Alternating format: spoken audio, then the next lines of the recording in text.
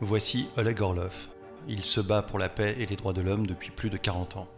Aujourd'hui, un éminent militant des droits humains et coprésident du Memorial Human Rights Center est persécuté en raison de ses opinions anti-guerre. Oleg Petrovitch a 70 ans. Il a vu de ses propres yeux les horreurs de la guerre. Il risque aujourd'hui 3 ans de prison pour avoir condamné ouvertement les actions de la Russie en Ukraine. L'article intitulé « Ils voulaient le fascisme, ils l'ont eu » a donné lieu à une procédure pénale pour avoir discrédité à nouveau l'armée. Au début des années 80, Oleg Petrovitch publiait seul la nuit des tracts contre la guerre en Afghanistan. Il les a fabriqués à l'aide d'un ectographe fait maison, utilisé par les révolutionnaires du 19e siècle. En juin 1995, lorsque les terroristes de Bassaïev ont pris des otages dans un hôpital de Budenvosk, Oleg Orlov, membre du groupe Kovalev, s'est volontairement échangé contre des personnes de l'hôpital occupé. Par la suite, 1500 personnes ont été sauvées. Pendant les premières et deuxièmes guerres de Tchétchénie, il a enquêté sur les meurtres de civils, il s'est battu contre les camps dits de filtration et a participé à des négociations pour la libération de prisonniers.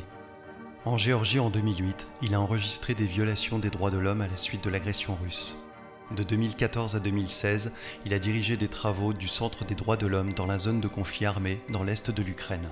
Dans les zones sensibles, Orlov a essuyé des tirs à plusieurs reprises et a risqué sa vie. En 2007, il a été enlevé en Ingouchie, battu et menacé d'être fusillé. Oleg Petrovitch n'a pas quitté la Russie malgré les pressions de l'État. Depuis février 2022, il a participé à 5 reprises à des piquets anti-grève, toujours puni par des périodes de détention ou d'amende. Oleg Petrovitch aime son pays. Il a quitté sa carrière de biologiste pour se vouer au peuple russe. Cependant, l'amour pour la nature est toujours resté en lui. Le militant des droits humains aime faire du kayak, pêcher et dessiner. En 2022, Memorial a remporté le prix Nobel de la paix.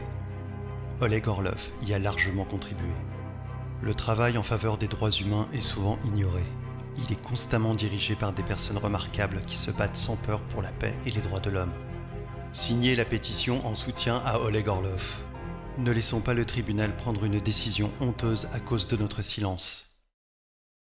Partagez cette vidéo sur vos réseaux sociaux.